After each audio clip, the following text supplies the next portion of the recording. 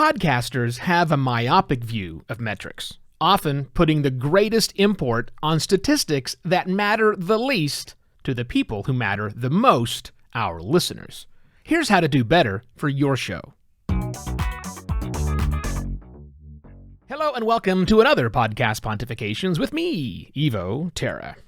People, listeners, are attracted to popular podcasts. Yet other people, podcasters like us, do very little to promote our show's popularity. How do we get around that? See, people like doing things that other people are doing. Not always. If you're anything like me, you enjoy finding that weird, obscure band or that book that nobody else has read and being a taste maker, trend setter. But for the majority of people, they get great comfort in knowing the things that they are consuming, other people are also consuming.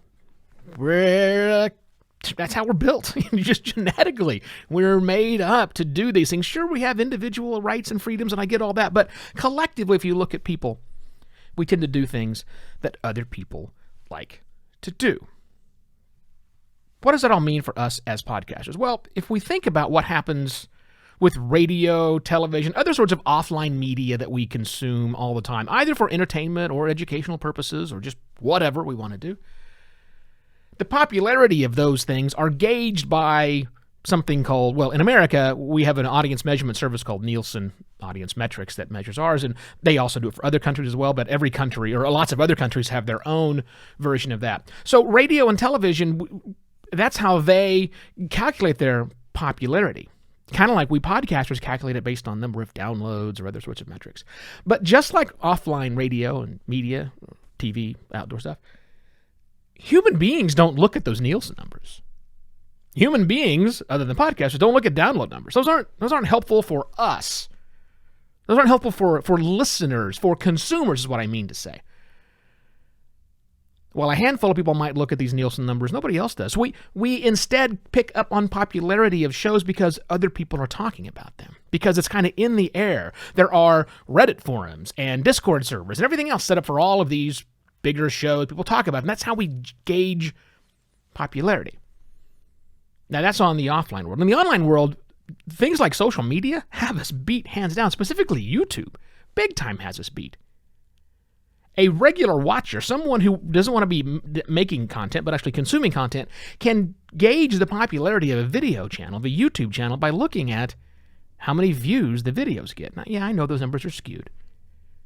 They can gauge the popularity of the channel based on how many subscribers are shown, which is questionable. By the way, Podcast Pontifications YouTube channel only has 25 subscribers, so you can be one of the first if you wanted to do that. Same across all social media. We have followers and likes. We have retweets, a count of those things, an account of the number of comments. We have this thing called ratioed now. People really want to know the content they're engaging with is worth their time before they engage with it, before they even sample it. I'm sorry, podcasters, but we are not immune to that. People want to know if the show is popular. They also want to know if content is good, right? Maybe they want to know things like, is there a sufficient amount to keep me going? Maybe that's something else that listeners want to look at. But again, listeners really look at things differently than we do when they are gauging whether or not a show is popular and whether it fits for them. All we have are what? Ratings and reviews inside of apps? Well, sure, it's there for some apps. I remain skeptical that any significant number of people go to the App Store and choose their listening by what's got the most ratings and reviews. I've said that for years. However, I'm changing my tune a little bit, thinking about this less from a what can ratings and reviews in the app do for you as a podcaster? Answer, not much. To what can you do as a podcaster with those ratings and reviews for your podcast?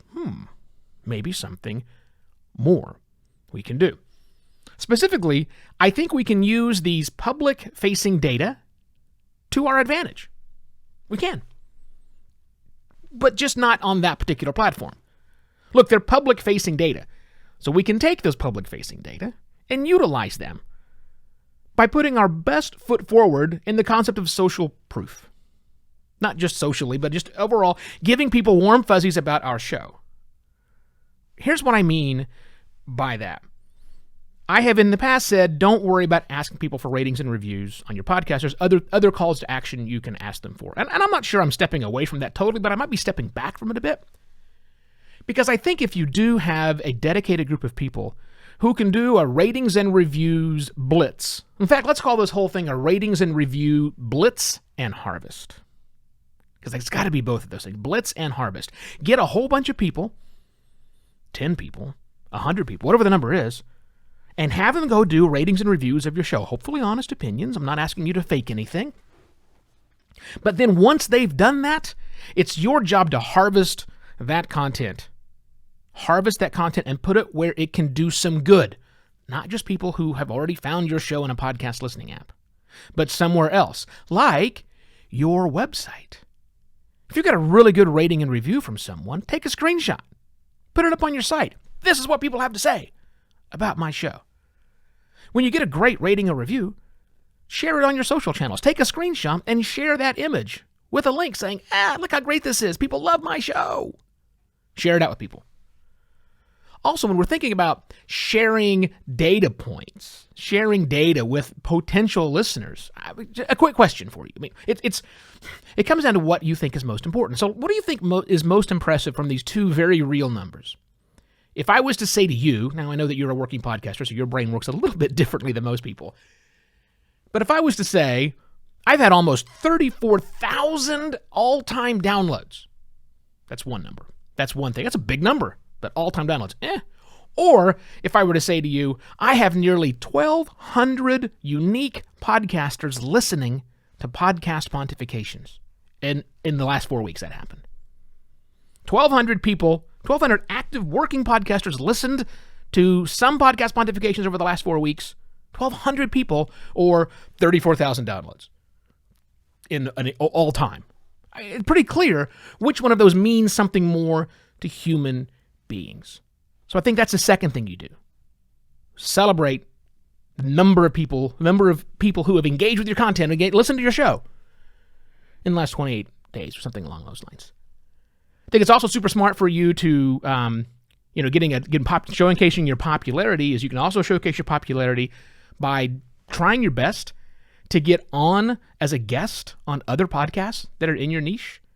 That's another way that popularity is maybe not measured by numbers, but people are listening to something else somewhere and they go, oh, I didn't hear about this person before. They must be popular. They're on this show I listen to regularly.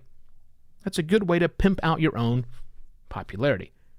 And also, don't forget the non-podcasty content, not just audio, right? You can write articles. You can do videos. You can do lots of different things to gain that exposure to show how popular you and your show and the content you share have. Put it somewhere else. Don't just publish it on your own. Go find places which will accept your article and accept your video and publish for them.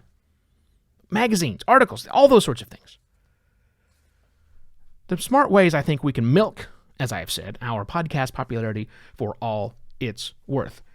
Now, I'm going to make a rare request. A rare request. I don't normally do this, but pretty please, if you would, go to ratethispodcast.com/podpont. There you will see places where you can rate and review this show. Now, I need some specific help. Stitcher is still around. They still do ratings and reviews. I have 0 people who've rated and reviewed the show on Stitcher. Podchaser, I'm there. I've got 11 people have rated and reviewed the show on Podchaser, and a whopping 20 on Apple Podcasts. What I'd like to do is start putting some of my own efforts into play here. So anytime, if you review in one of those places, I will actually put it on my website. I'm going to redesign the website. Well, not redesign, relay out the homepage to accommodate this popularity section with the download numbers, not the downloads, but the audience numbers I mentioned previously, plus these ratings and review numbers, doing all that stuff. Hopefully this week. So please, ratethispodcast.com/podpont. Ratethispodcast.com/podpont. That's it. See you tomorrow for another Podcast Pontifications. Cheers.